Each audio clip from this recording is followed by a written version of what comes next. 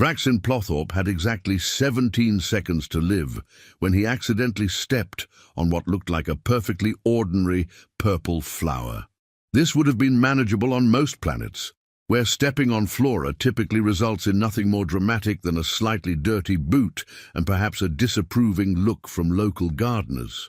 Unfortunately for Vraxin, he wasn't on most planets. He was on Kreslaxia Prime, where every single living organism had evolved the delightful habit of either being incredibly venomous, spectacularly explosive, or, in this particular case, someone's legally recognized great-aunt. The flower in question was named Petunia Florgmek, a 97-year-old retired accountant who had undergone the traditional Kreslaxian metamorphosis into botanical form after winning the local lottery. She had been looking forward to spending her golden years photosynthesizing peacefully in the municipal park, occasionally gossiping with the neighboring daisies about the declining quality of soil nutrients and the shocking behavior of modern bees. Instead, she was now completely flat under Vraxin's size 14 boot. "Oh, bollocks!" Vraxin exclaimed, which roughly translates from Kreslaxian as, "I have just committed an act of tremendous cosmic stupidity and am about to experience consequences that will make dental surgery seem like a relaxing holiday." The Galactic Police arrived with their usual efficiency, which is to say they had been watching the entire incident unfold from their nearby surveillance hoverpod while placing bets on whether Vraxin would notice the flower's terrified squeaking before making contact. Officer Blunderfist had won 12 credits and was feeling particularly smug as he activated his arrest beam. "Vraxin Plotthorpe," Officer Blunderfist announced, with the sort of dramatic flair that suggested he had been practicing this moment in the mirror. "You are under arrest for aggravated botanical homicide, reckless endangerment of senior citizens, and failure to check for sentience before walking. The deceased has already filed 17 separate insurance claims and a strongly worded complaint about the quality of your footwear." Udutsu, what followed, could only be described as the most absurdly bureaucratic legal proceeding in galactic history, which was saying something considering the infamous case of the Republic versus that guy who accidentally declared war on a vending machine. The trial lasted exactly 43 minutes, during which Vraxin learned that Petunia Florgmek had been not only someone's great-aunt, but also the treasurer of the local Flower Arrangement Society, a part-time consultant for municipal compost management, and surprisingly, a licensed attorney specializing in pedestrian law. Her posthumous legal representation was being handled by her nephew, a carnivorous begonia named Cornelius, who specialized in personal injury cases and had an absolutely vicious reputation in cross-examination. "Your Honor," Cornelius had rustled menacingly at the judge, "my client was simply minding her own business, engaging in perfectly legal photosynthesis, when the defendant brutally assaulted her with his oversized extremity. She was just trying to enjoy a quiet afternoon of converting sunlight into sugars, and now she's mulch." The judge, a crystalline being whose species had evolved beyond the need for patience approximately 14 million years ago, had sighed with the sound of wind chimes in a tornado. "Vraxin Plotthorpe, this court finds you guilty of involuntary floral manslaughter. You are hereby sentenced to serve your time on a Class 1 rehabilitation world, where you can contemplate your actions and hopefully learn to watch where you step." What the judge failed to mention was that the Galactic Penal System's computer had been running on outdated software since the previous geological era, and their planetary classification database hadn't been updated since most civilizations were still figuring out which end of a rock worked better for hitting things. Earth, according to their records, was listed as mostly harmless. Population, primitive, peaceful, excellent for reflection and personal growth.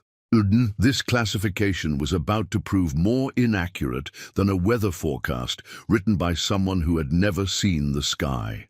As Vraxin was processed through the Galactic Correctional Transportation System, he couldn't help but feel that the universe had developed a particularly vindictive sense of humor at his expense.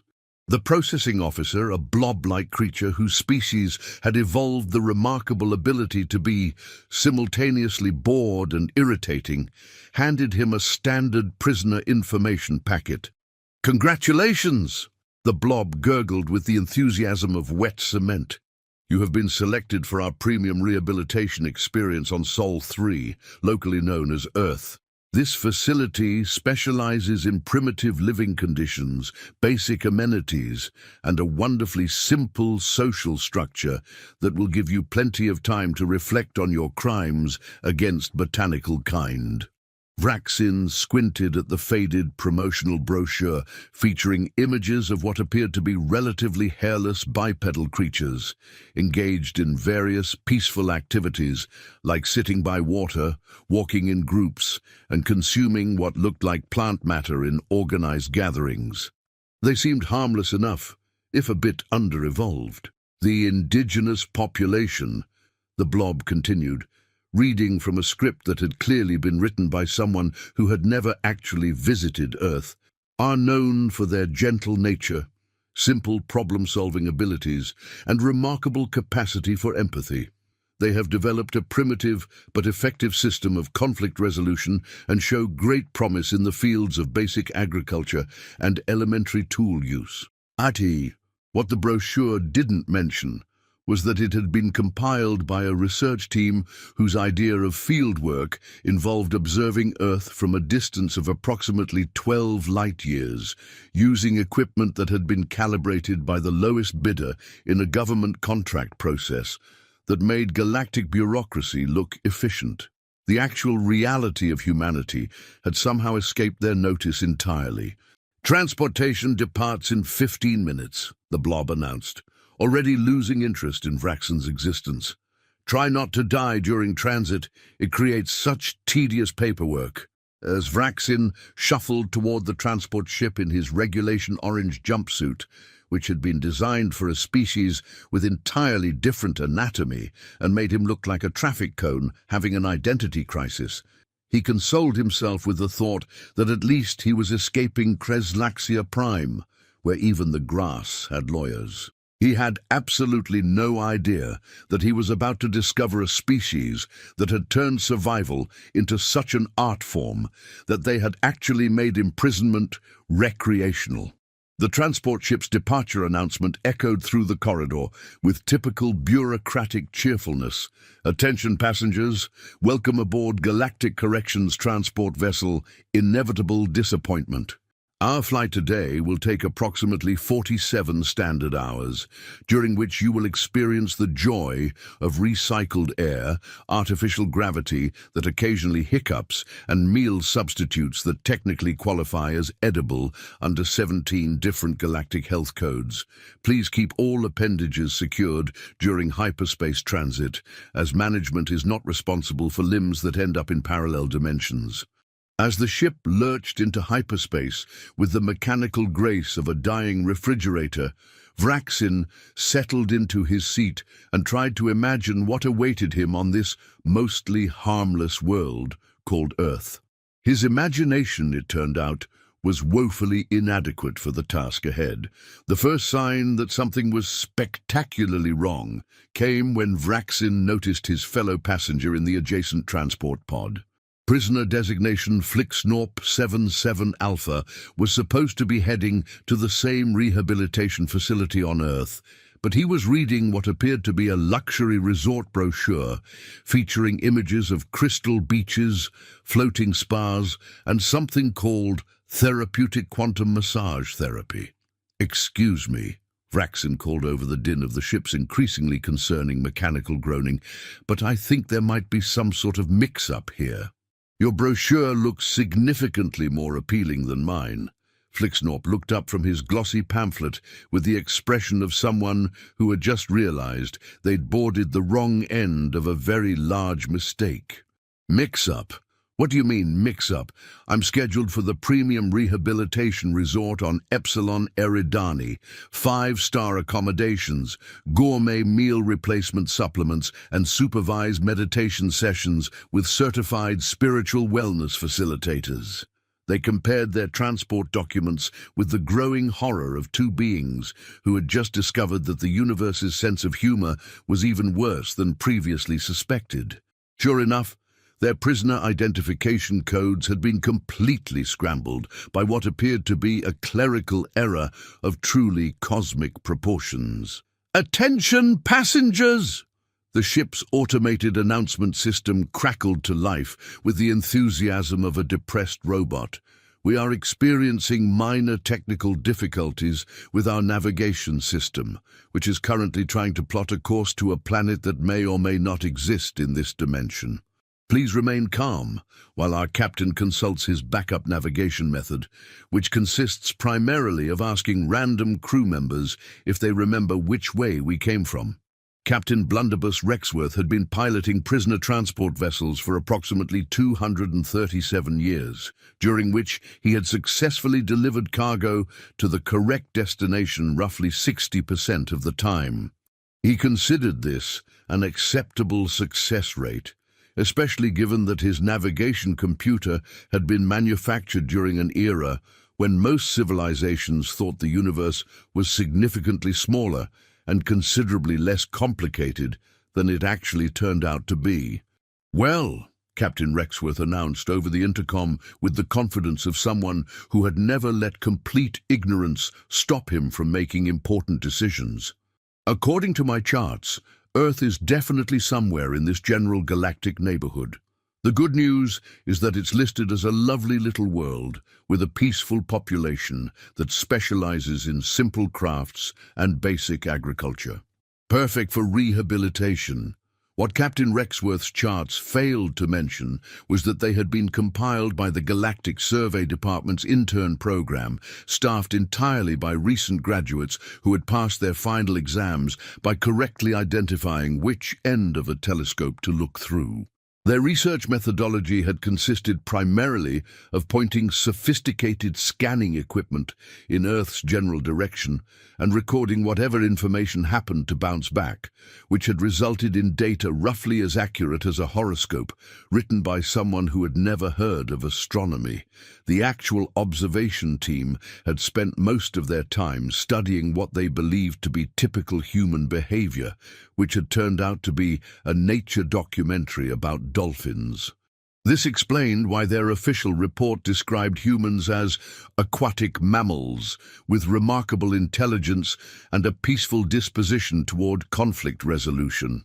As the transport ship lurched through hyperspace with all the grace of a three-legged elephant attempting ballet, Vraxin began to suspect that his rehabilitation experience was going to be considerably more complicated than advertised.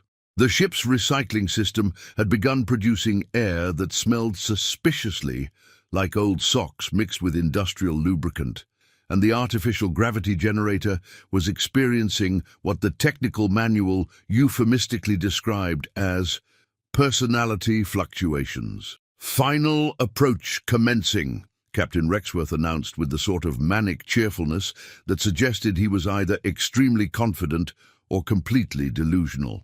"Preparing for landing on the peaceful world of Earth, where our passengers will enjoy a relaxing stay among the gentle native population." Through the small transport window, Vraxin caught his first glimpse of his destination. A blue and green world that looked deceptively serene from space. He had no way of knowing that he was about to discover a species that had spent millions of years evolving not just to survive, but to turn survival itself into entertainment. The landing procedure went about as smoothly as could be expected from a transport vessel whose pilot had learned to fly by reading the instruction manual upside down during a particularly boring weekend. The ship touched down with the delicate grace of a meteor having a nervous breakdown, leaving a crater that would later be classified by local authorities as either modern art or evidence of alien invasion, depending on which government department got to it first. Vraxin stumbled out of the wreckage, wearing his regulation prisoner uniform and clutching his orientation packet, which had somehow survived the landing despite being made of material that seemed to dissolve when exposed to strong emotions. The first thing he noticed about Earth was that the air smelled wrong. Not poisonous wrong or acid rain wrong, but wrong in a way that suggested the entire planet had somehow developed opinions about atmospheric composition. The second thing he noticed was the reception committee.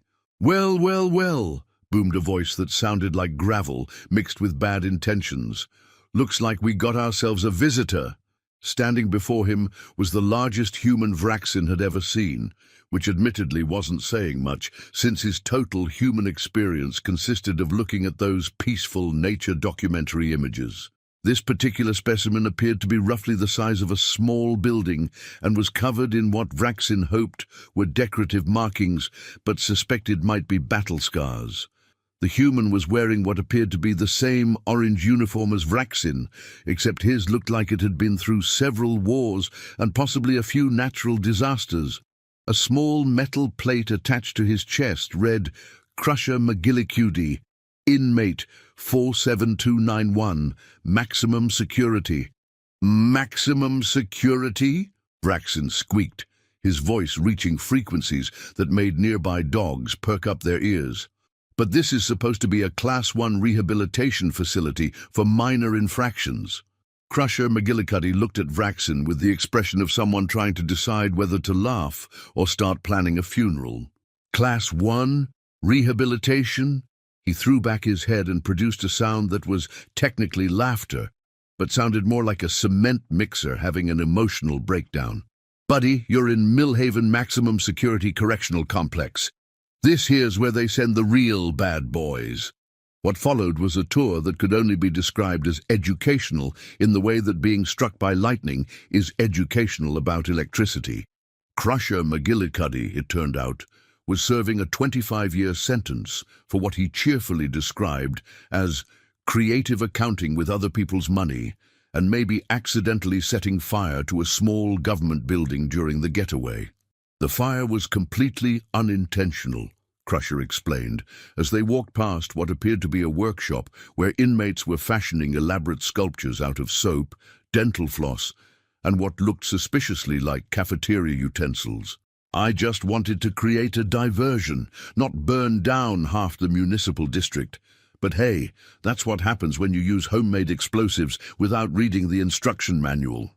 Vraxin stared in horror at the casual way Crusher discussed explosives, as if they were a hobby, like gardening or stamp collecting. On Kreslaxia Prime, even the plants had licenses to carry weapons, but they at least had the decency to look apologetic about it. "Now," Crusher continued with the enthusiasm of a tour guide who had clearly missed his calling, "let me introduce you to some of the boys. That there's Whispering Pete, doing 15 to life for what the courts called excessive enthusiasm in debt collection. And over there's Gentle Jim, who's in for accidentally starting a small revolution when he tried to return a defective toaster." Whispering Pete looked like he could bench press a small aircraft, while Gentle Jim appeared to be constructing what might have been either an abstract art piece or a sophisticated weapon system out of breakfast cereal and rubber bands. "But the real person you need to meet," Crusher said, lowering his voice to what he probably thought was a whisper, but sounded more like a landslide trying to be subtle, "is your cellmate." They stopped in front of a cell that looked exactly like what Vraxin had expected a primitive Earth detention facility to look like, except for the small detail that one of the occupants appeared to be quietly reading a book, while the other was engaged in what looked like advanced mathematics, using soap shavings and toilet paper. "Vraxin Plotthorpe," Crusher announced with ceremonial gravity. "Meet Herbert Fizzlebottom, accountant, tax consultant, and the most feared man in Block C." Herbert Fizzlebottom looked up from his book with the mild expression of someone who had never been introduced as feared in his entire life. He was approximately half Crusher's size, wore glasses held together with what appeared to be dental floss, and had the general appearance of someone who would apologize to furniture for bumping into it. "Oh, hello there," Herbert said cheerfully, adjusting his improvised spectacles. "You must be my new roommate. I do hope you don't mind sharing space. I've organized everything alphabetically, except for the contraband, which is arranged by molecular weight for easier concealment during surprise inspections." Vraxin blinked rapidly, trying to process the casual mention of contraband from someone who looked like he taught Sunday school to particularly well-behaved children. "Herbert here," Crusher explained with obvious admiration, "is doing consecutive life sentences for what the prosecution called the most creatively devastating financial fraud in human history. He managed to accidentally collapse 17 different currencies, cause a small economic recession, and somehow made it technically legal under a loophole involving migratory bird protection laws." Herbert beamed with modest pride. "It really was just a simple miscalculation in compound interest rates. I never intended to destabilize the entire monetary system of the Western Hemisphere, though I must admit the legal precedent it set was quite fascinating from an academic standpoint."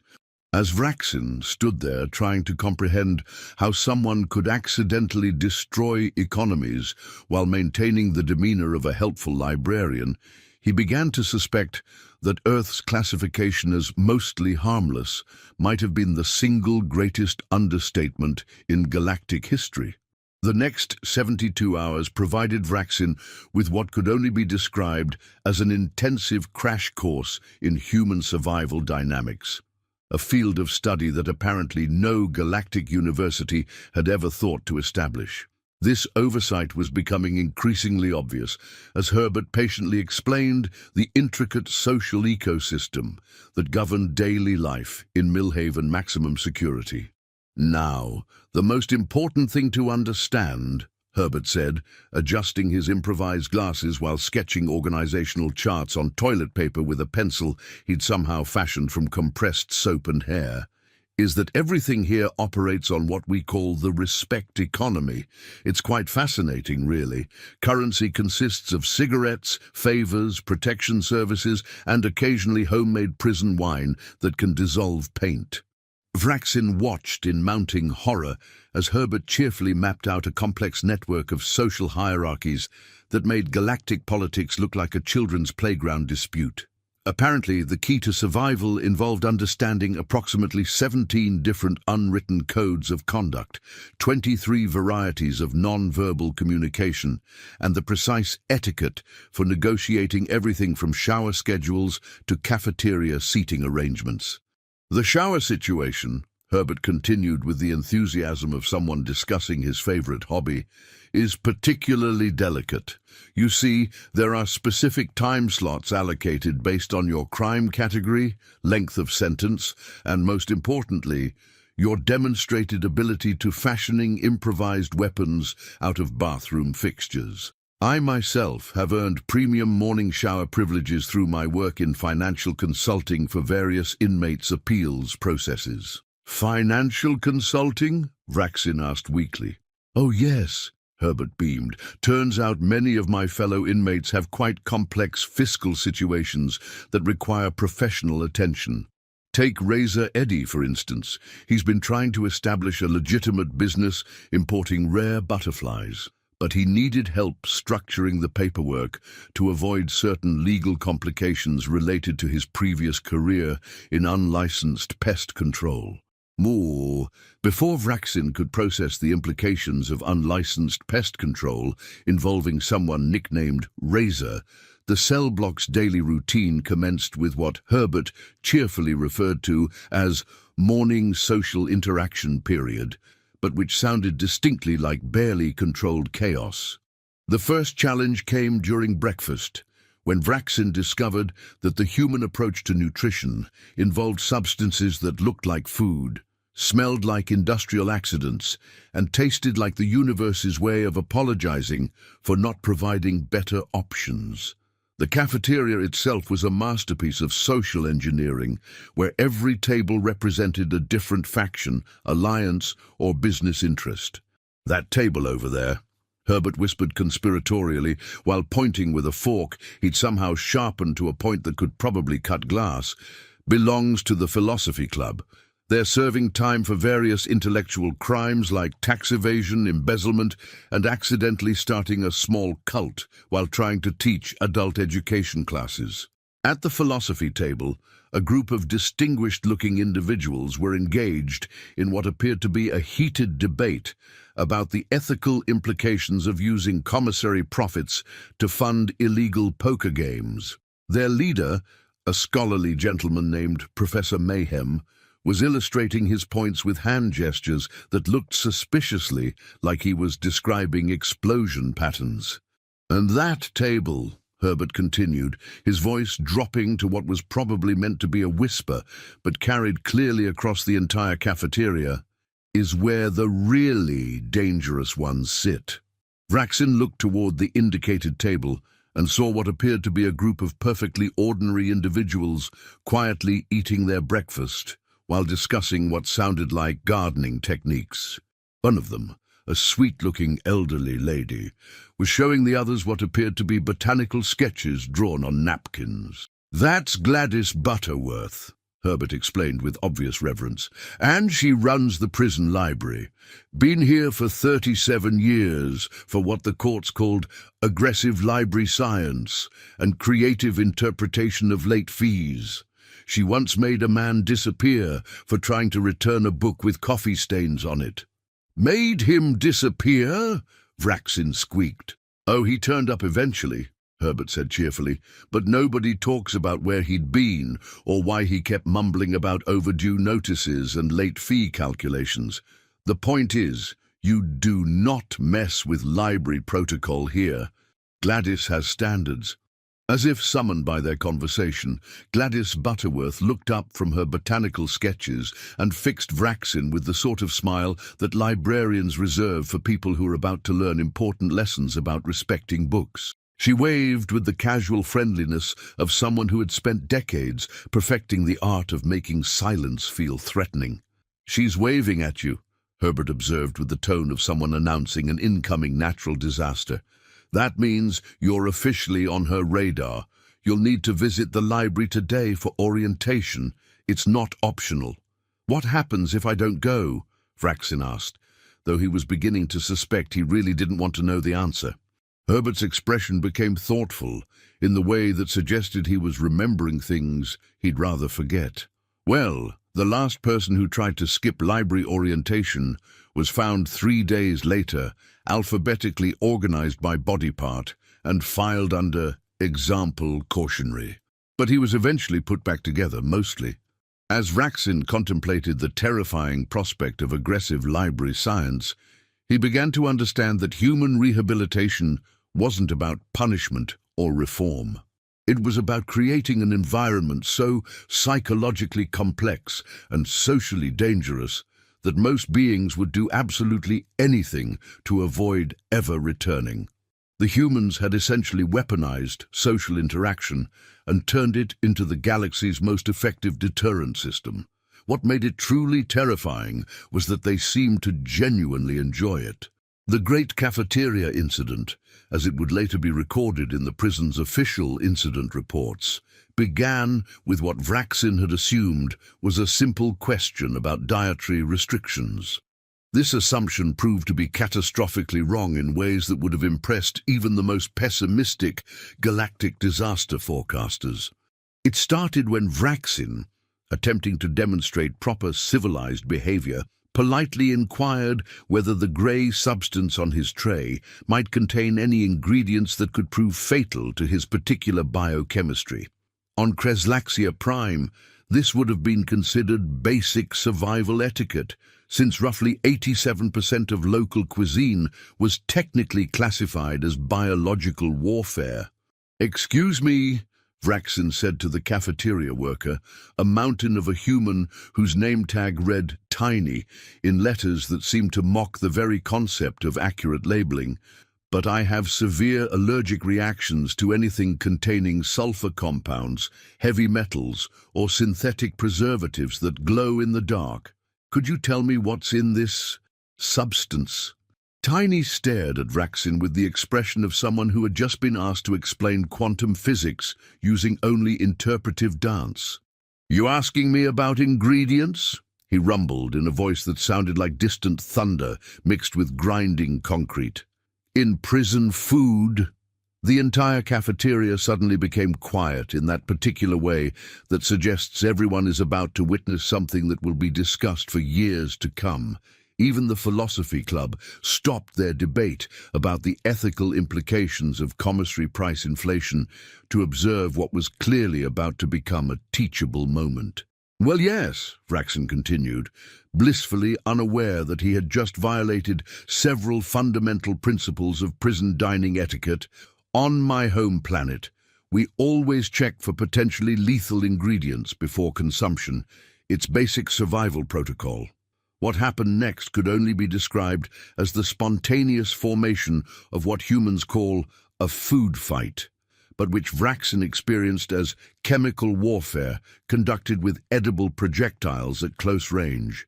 The first mashed potato projectile struck him in the face with the force of a small meteorite, followed immediately by what appeared to be an entire tray of something that might have once been vegetables, but now resembled ammunition designed by particularly creative military engineers. Within seconds, the cafeteria had transformed into what could only be described as a combat zone, where the weapons were technically nutritious and the battlefield was covered in substances that violated several laws of physics.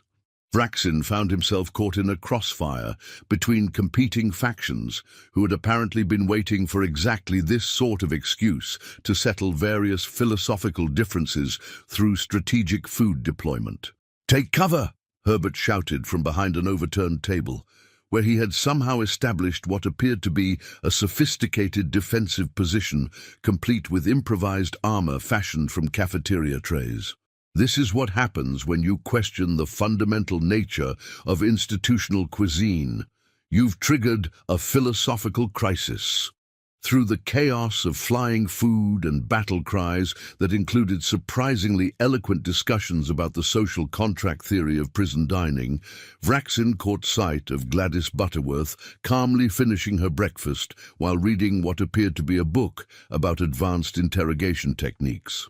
She seemed completely oblivious to the fact that a full-scale nutritional war was raging around her. "Shouldn't we be worried about her?"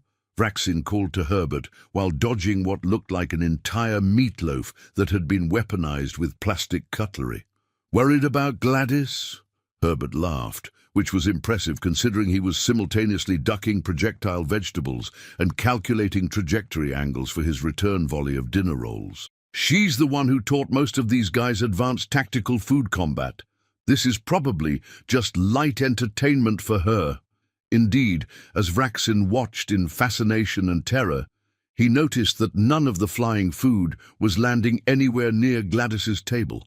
It was as if there was an invisible force field around her, created not by technology, but by the sheer respect-based terror she inspired in the entire prison population. The battle reached its climax when Professor Mayhem from the Philosophy Club managed to construct what appeared to be a siege engine out of cafeteria furniture and began launching coordinated volleys of what he called existential pasta salad. His target was apparently the economics table, whose members had been conducting what he deemed improper analysis of commissary market dynamics. Just when it seemed like the conflict might escalate into actual furniture-based warfare, a single sharp whistle cut through the chaos like a knife through the fabric of reality itself. Every person in the cafeteria immediately froze in place, including those who had been mid-flight through the air while tackling opponents. Gladys Butterworth had stood up. "Gentlemen," she said in a voice that somehow managed to be both conversational and absolutely terrifying, "I believe you're making rather a mess of my reading environment." The silence that followed was so complete that Vraxin could hear his own heartbeat echoing off the cafeteria walls. Slowly, methodically, Every inmate in the room began cleaning up the food fight with the efficiency of people who had just remembered something very important about the consequences of disappointing librarians. "Mr. Plowthorpe," Gladys continued, turning her attention to Vraxin with a smile that managed to be warm and completely horrifying at the same time. "I believe we had an appointment for library orientation this afternoon. Perhaps we should move that up to right now." As Vraxin followed Gladys Butterworth toward the library, stepping carefully over inmates who were frantically scrubbing mashed potatoes off the walls, he realized that he had just witnessed the most terrifying display of authority he had ever seen. The humans hadn't just weaponized social interaction, they had turned it into an art form that made galactic military strategy look like amateur finger painting.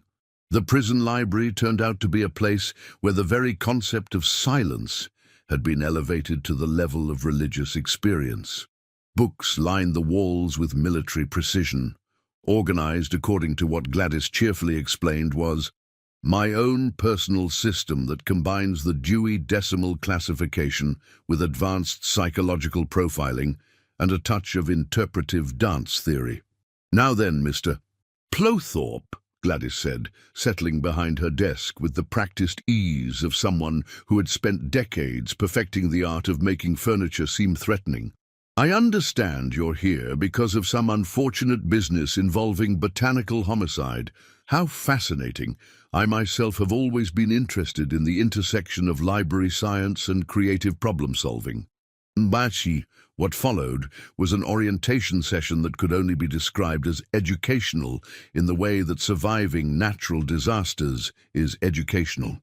Gladys explained with the patient enthusiasm of someone discussing flower arranging that the library operated under a system of rules so complex and interconnected that violating one was likely to trigger a cascade of consequences that could affect multiple dimensions of prison social dynamics. "For instance," she said, pulling out what appeared to be a hand-drawn chart that looked like a combination of organizational flowchart and military battle plan, "late returns are calculated using a compound interest formula that takes into account not only the monetary value of the book, but also its emotional significance to other patrons, its rarity in the current galactic book market, and the phase of the moon during which the checkout occurred." Vraxin stared at the chart, which seemed to pulse with mathematical complexity that hurt his brain. "What happens if someone returns a book late?" Gladys's smile widened in a way that suggested she had been hoping someone would ask that question. "Well, the most recent case involved Crusher McGillicuddy, who returned advanced flower arranging for beginners exactly 47 minutes past the deadline. According to my calculations, his penalty included 3 weeks of reorganizing the periodical section, alphabetizing the card catalog using a system based on the emotional resonance of each author's middle name, and writing a 5,000-word essay on the sociological implications of procrastination in modern correctional facilities. That doesn't sound too terrible," Vraxin said, immediately regretting his words when he saw Gladys's expression shift to something that could best be described as pedagogically predatory.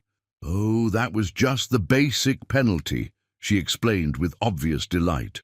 "The real consequence was that I assigned him to read and provide detailed analysis of every book in the philosophy section, which led to him accidentally developing a comprehensive understanding of existential ethics, which in turn caused him to have what the prison psychologist called an extended philosophical crisis about the nature of his own criminal behavior." Vraxin was beginning to understand that Gladys's version of library science involved using books as precision instruments for psychological reconstruction. What happened to him? Well, he's currently writing his doctoral dissertation on ethical framework applications in contemporary criminal justice reform, which he plans to submit to the University of Chicago once he completes his sentence. He also started a book club focused on moral philosophy, which has become quite popular among the inmates who were previously known for settling disputes through creative violence. Before Vraxin could fully process the implications of weaponized literature, their conversation was interrupted by what sounded like controlled explosions coming from somewhere deep within the prison complex. Gladys didn't even look up from her paperwork.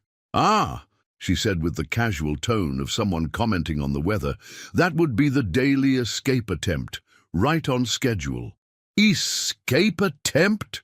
Vraxin yelped, his voice reaching frequencies that made the library's emergency sprinkler system briefly consider activating.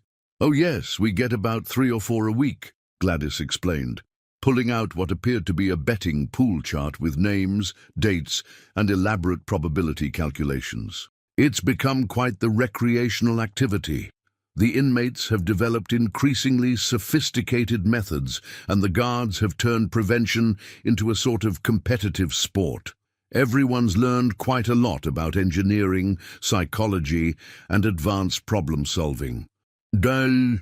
Through the library windows, Vraxin could see what appeared to be a small army of guards chasing someone who had somehow constructed what looked like a hang glider out of bedsheets, cafeteria trays, and what might have been structural components borrowed from the plumbing system. The escaping inmate was shouting something that sounded like mathematical equations while performing aerial maneuvers that suggested he had been studying physics textbooks in his spare time. "That's Flyboy Peterson," Gladys observed with obvious admiration. "He's attempting method number 47, which involves calculated aerodynamics and some truly impressive knowledge of local wind patterns. He won't make it past the outer fence, of course, but his engineering work has been absolutely brilliant. The guards are actually quite impressed." "Nice. What happens when they catch him?" Vraxin asked, watching as Peterson executed what appeared to be a barrel roll, while guards below applauded his technique. "Oh, they'll bring him back, and then everyone will spend the evening analyzing his approach, discussing improvements, and planning countermeasures for future attempts. It's become a sort of ongoing education program in practical engineering and strategic thinking. Peterson himself has learned more about aeronautical engineering in the past 6 months than most people learn in university programs." As Vraxin watched Peterson's inevitable capture by guards who seemed genuinely sorry to end such an impressive performance, he began to understand something truly horrifying about human rehabilitation methods. They hadn't just turned prison into a deterrent. They had turned it into a place where even escape attempts became learning experiences that made inmates more capable, more educated, and more psychologically complex than when they had arrived. The humans had essentially created a system where trying to leave only made you better at everything except actually leaving. 3 weeks into what Vraxin had optimistically hoped would be a simple rehabilitation experience, he found himself participating in what Herbert enthusiastically called Advanced Social Dynamics Workshop, but which appeared to be an elaborate psychological experiment designed to test the limits of sanity itself. The workshop was run by Dr. Melvin Crankshaw, a prison psychologist who had been serving a 15-year sentence for what the courts had termed unlicensed therapeutic intervention with unwilling subjects. "Now then, gentlemen," Dr.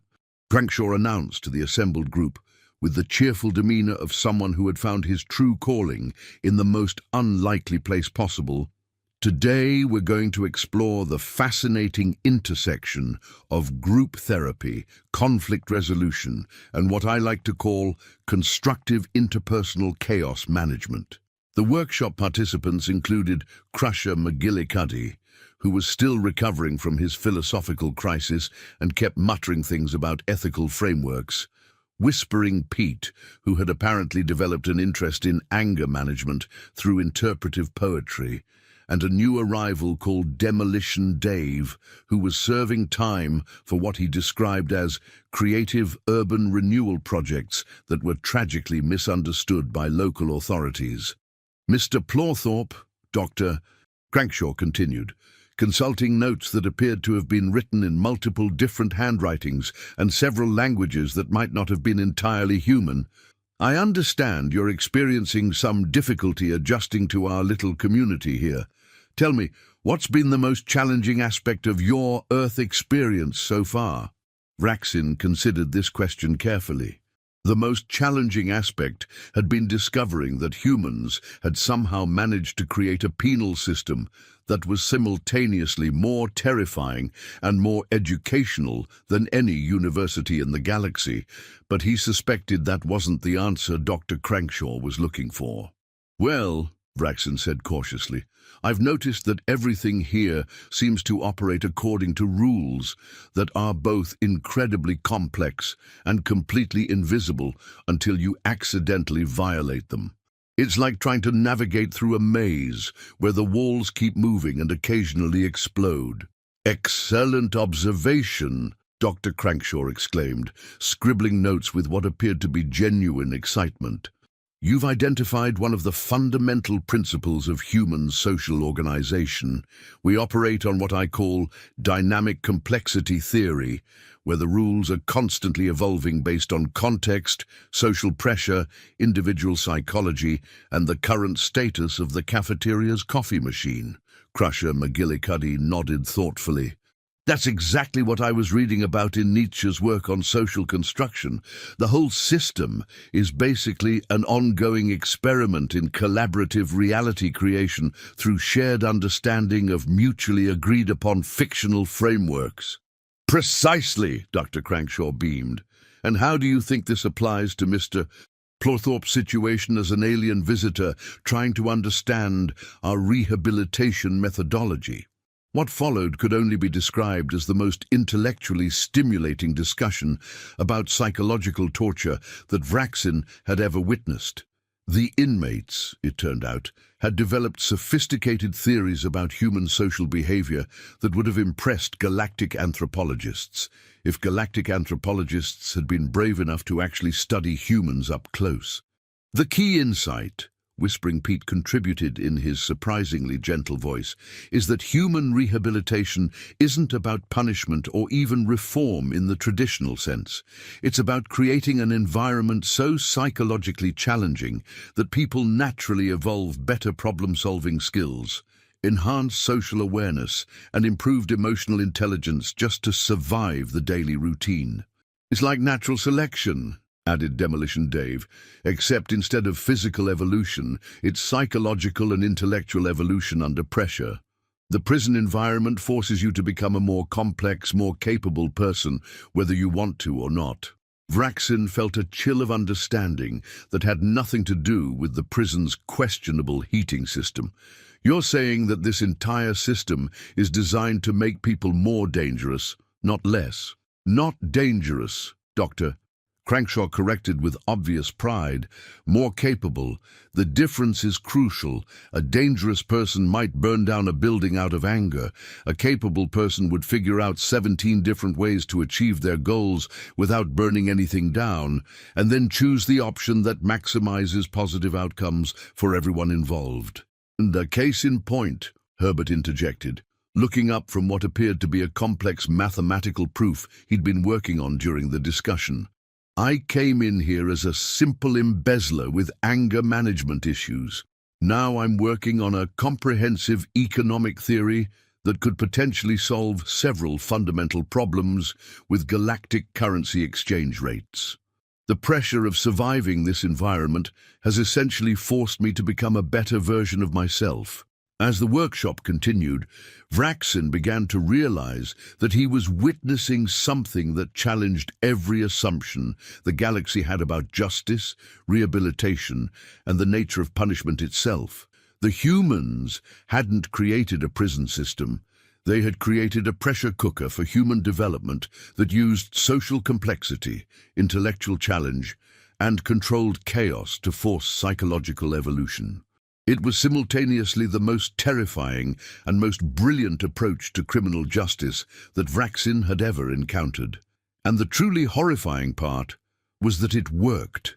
Every inmate he'd met was demonstrably more intelligent, more emotionally sophisticated, and more socially capable than they had been when they arrived. Now, Doctor, Grenkshaw announced as the session drew to a close. For next week's homework, I want everyone to design a conflict resolution strategy for a hypothetical situation involving alien cultural misunderstandings. Mr. Blawthorpe, since you're our resident expert on non-human psychology, perhaps you could provide some authentic alien perspective on the assignment. As Vraxin walked back to his cell, accompanied by Herbert, who was explaining his latest theories about optimal social organization in closed-system environments, he realized that he was about to face the most terrifying question of his entire imprisonment. What would happen to him when the Galactic Prisoner Exchange Program finally processed his transfer request? Would he really want to leave? The answer to that question arrived 6 weeks later in the form of official galactic document 847B, delivered by a thoroughly confused courier who had clearly never visited a Class 15 Deathworld before and kept asking directions to what he called the Peaceful Rehabilitation Center for Minor Offenders. Vraxin Blawthorpe, the courier announced, with the bureaucratic enthusiasm of someone reading from a script while simultaneously trying to figure out why everyone around him was casually discussing advanced particle physics while fashioning what appeared to be functional musical instruments out of prison soap. You have been approved for immediate transfer back to the Kreslaxian Correction Facility, where you will complete your sentence under more appropriate conditions. The courier paused, looking around at the inmates who had gathered to witness what had become something of a social event. Herbert was quietly calculating the statistical probability of successful rehabilitation based on various environmental factors. Crusher McGillicuddy was working on his doctoral dissertation while simultaneously teaching Whispering Pete advanced conflict resolution through interpretive poetry. Even Gladys Butterworth had emerged from the library, carrying what appeared to be a comprehensive psychological profile that she'd somehow compiled on Vraxin during his stay. "Excuse me," the courier continued, his voice rising to that particular frequency that suggested mounting panic, "but is this actually a correctional facility? Because everyone here seems to be engaged in what looks like advanced academic research. And that gentleman over there appears to be constructing what might be a small particle accelerator out of cafeteria equipment." "Oh, that's just Demolition Dave's latest project," Herbert explained cheerfully. "He's been working on sustainable energy solutions as part of his rehabilitation therapy. Very promising work, actually. The guards are quite excited about the potential applications for reducing the prison's carbon footprint." The courier stared at Herbert with the expression of someone whose entire understanding of reality had just been gently relocated to a parallel universe. But this is supposed to be punishment. You're criminals. You should be suffering, not conducting scientific research and writing academic papers." "Well," said Dr. Crankshaw, who had appeared with the mysterious timing that prison psychologists somehow develop, "suffering is rather a subjective concept, isn't it? I'd argue that forcing someone to confront their own psychological limitations while developing advanced problem-solving skills under social pressure could be considered quite challenging indeed." Vraxin found himself staring at the transfer documents with a feeling that could only be described as existential dread mixed with educational withdrawal symptoms. The paperwork promised a return to familiar surroundings where the worst dangers were acid-spitting beetles, carnivorous plants, and occasionally venomous weather patterns. Simple, straightforward, honest attempts to kill him that didn't require understanding complex social dynamics or developing sophisticated intellectual capabilities to survive. "The thing is," Vraxin said slowly, surprising himself with his own words, "I'm not sure I'm the same person who was sentenced to rehabilitation 6 weeks ago." This was an understatement of truly cosmic proportion. The Vraxin, who had accidentally stepped on Petunia Flogmech, had been a simple, well-meaning individual whose greatest intellectual achievement had been successfully navigating the bureaucratic process of obtaining a walking permit on Kreslaxia Prime. The current Vraxin had spent the morning helping Herbert develop economic models that could potentially stabilize currency fluctuations across 17 different galactic systems, while simultaneously contributing to Dr. Crankshaw's research on cross-species psychological adaptation and preparing a comprehensive analysis of Gladys Butterworth's library management techniques for possible publication in the Journal of Advanced Correctional Methodologies. "That's rather the point," Gladys observed with obvious satisfaction. "Human rehabilitation is based on the principle that people are essentially educational opportunities waiting to happen. We simply provide the appropriate environmental pressure to encourage optimal psychological development." But, the courier protested, consulting his paperwork with increasing desperation, "the galactic penal system specifically classifies Earth as a low-security rehabilitation facility suitable for minor infractions. How can it possibly be more challenging than a Class 15 Deathworld?" Crusher McGillicuddy, who had been listening to this conversation while working on what appeared to be a comprehensive philosophical treatise about the nature of justice, looked up from his notes with a grin that suggested he was about to deliver what humans call a teaching moment. "Friend," Crusher said with the patient tone of someone explaining basic arithmetic to a particularly confused calculator, "on a Class 15 Deathworld, all you have to worry about is staying alive. Here you have to learn to live. There's a difference." "The Deathworld wants to kill your body," Whispering Pete added thoughtfully, "but human rehabilitation challenges your mind, your assumptions, your entire understanding of how reality works. By the time you leave here, you're not the same species you were when you arrived." The courier looked around the assembled group with growing horror, finally beginning to understand what he had stumbled into. "You're saying that human imprisonment is actually more psychologically challenging than planets specifically designed to be lethal?" "Oh, absolutely," Herbert confirmed cheerfully. "Class 15. Deathworlds are quite straightforward, really. Avoid the things that want to eat you, don't touch the obviously poisonous plants, and try not to anger the local ecosystem. Human social dynamics, on the other hand, require you to develop emotional intelligence, advanced communication skills, complex ethical reasoning, and the ability to navigate social hierarchies that change based on factors, including but not limited to individual psychology, group dynamics, historical context, and whether or not the coffee machine is working properly." Vraxin stared at the transfer documents, then at the humans who had somehow become his friends, teachers, and accidental life coaches. The choice before him was simple and absolutely terrifying. Return to a world where survival was a matter of avoiding obvious physical dangers, or stay in a place where survival meant becoming a more complex, more capable, more intellectually sophisticated version of himself. In the end, the decision was surprisingly easy. "I'm sorry," Vraxin told the courier, handing back the transfer documents, "but I think I'll stay and finish my education." The courier fled with the speed of someone who had just realized he was in the presence of something far more dangerous than any Class 15 Deathworld, a correctional system that actually worked by making people better rather than just keeping them contained. As Vraxin watched the courier's ship disappear into the distance, he reflected that he had finally understood the true horror of human rehabilitation. It wasn't that they made you want to stay. It was that they made you realize you needed to.